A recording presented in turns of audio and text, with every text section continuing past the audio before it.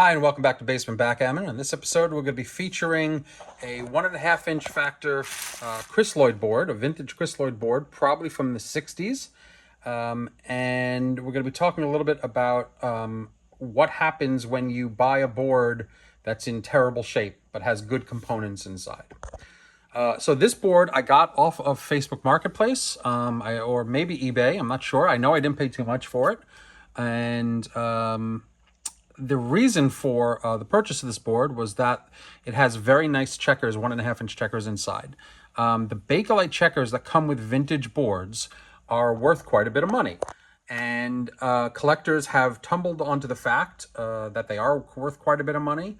And they are trying to, at every turn, myself included, so it's not just me, but lots and lots of other collectors are now in the marketplace for buying these old boards, mostly for the checkers. That's where most of the value is, and oftentimes taking the checkers out.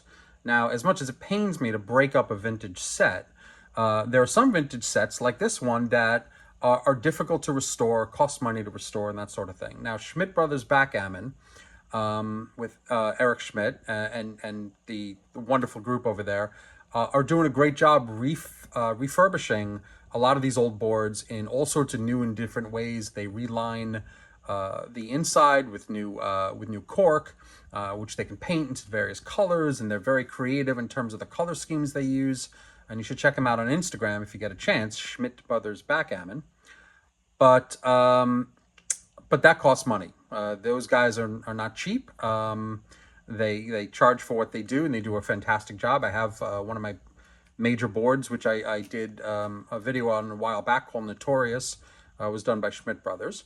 And they put a lot of care into their work. But if you buy a $150 board that's got, let's say, $600 worth of Bakelite in it, and you don't feel like making it a full set by investing another $400 or $500 or more, I understand why people would sell just the Bakelite and then maybe sell the boards by themselves. So you're seeing a lot of empty boards on eBay nowadays and Facebook Marketplace for exactly this reason. Those checkers go to either other collectors at market price, or very often, unfortunately, they go to, I shouldn't say unfortunately, but it's just the way of the marketplace. They go to Middle Eastern buyers who transform the checkers, i.e. destroy the checkers and make them into jewelry, specifically prayer beads, prayer necklaces, which evidently are very, very expensive, and the vintage Bakelite is highly prized for that reason. So if you are selling to a Middle Eastern buyer who may be using a drop shipment reshipper that is based in the United States, just be aware that those checkers may never see the light of day again. They may be destroyed, and there's only so much vintage Bakelite that is out there. I'm sure there's tons left in people's attics and basements and what have you that'll come up in the next couple of years, but in the next 20 or 30 years, after this churn is done, vintage Bakelite is going to be over, unless collectors keep it in their collection just for its beauty. But the price is going up quite a bit. So anyway, let's talk about this one for a second. The board is, like I said, not in great shape. It's got a lot of scuff marks. It's intact in terms of its structure, but it's got a lot of scuff marks. It does have the interesting, a lot of vintage boards have this idea where the hinge is recessed into the board. It's not sticking up and out, so you can actually put it upright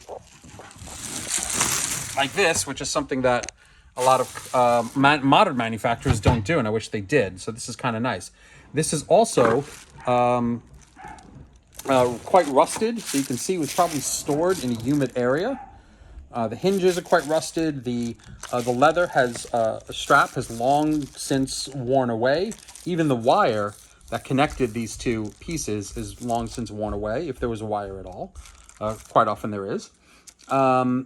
And all you have now are the hinge hardware for the handle, and another rusted hinge on this side. However, the locks still work. That is, the hinges still work. The clasps still work, and what we have inside is another rough board. This would seem to me, given how much pitting there is and how much discoloration there is, you can see it a little bit better there in the paint. This is not from use. This is not from somebody who played a ton of backgammon and wore away the paint. This is from just simply age and being exposed in a humid environment. The paint tends to wear away and pit. And then you can see that evidence of that in the rusting of the hinges and every piece of metal that's on here. Also, something that happens over here, the glue starts to lift up. So you can see there's some movement.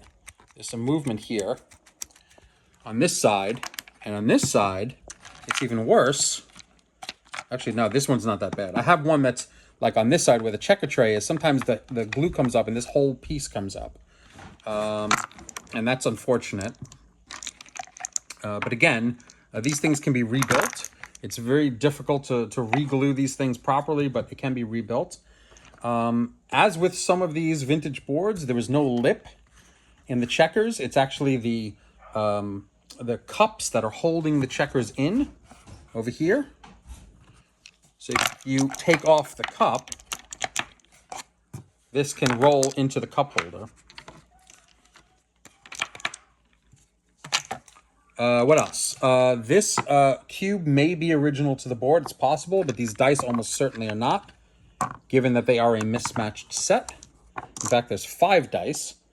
It's possible the green and whites are original. I don't know what this yellow one is sitting out here for, but that's what came with it. And it's got a small cube, considering the size. This is a 3/4 inch cube for a 1.5 inch board, which I would have expected a 1 inch cube. So I'm not 100% sure what happened there either. However, let's take a look at the star of the show. These Bakelite checkers.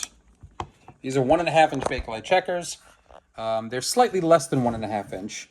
The Crisloid, these are certainly Crisloid checkers. The rounding process the Crisloid uses gives it a distinctive rounding on the edges and takes off quite a bit of material when you round it quite a bit. But you can see these are kind of like spinach green. This is green and yellow. And it's got, you can see it on the side here. It's even better. There you go. Look at that. The beauty, the swirling of the Bakelite. It's gorgeous. Good stuff. These have not been polished. If these were polished, these would look even nicer. I might go ahead and do that. And the yellow ones are yellow with just a hint of brown in them. I think you can see this one a little better. Maybe not. Maybe if I hold up to the light. There you go. That's better. You can see that a little better. You can see the brown swirling inside of it. And there'll usually be some edging here. Some color in the edging. There you go. You can see that here too. So anyway, I just thought I would run you through some of the pitfalls with these vintage boards. It is a little bit unfortunate that current market forces, being what they are forcing people, forcing is not the right word, but people are choosing to sell to collectors who are then destroying these checkers for other jewelry purposes. And by the way, that didn't start just recently. I mean, you can find repurposed checkers used for Bakelite jewelry all over the place. People will used to use them as earrings, as brooches, as all sorts of stuff. So that's not a new thing, but it has picked up speed recently, and the prices being paid for these are getting to be astronomical. If eBay is any indication, a set of checkers just like this just went on eBay for something like $600. Which is insane, because I wouldn't have thought a set of 1 3/4 inch checkers would have gone for $600 even a year ago. And now 1 3/4 inch checkers are going for $800, $900, $1,000, just a plain brown and yellow set. And these are green and yellow, which are a little bit rarer. So very interesting goings on in the marketplace in Bakelite. I hope you enjoyed this board. This is going to, I don't know what I'm going to do with this board. I might refurbish it. Or I might just sell the checkers. Not 100% sure. The board is in rough shape. But either way, I hope you enjoyed this. A little lesson into backgammon and collecting, and I will see you guys soon. Thanks.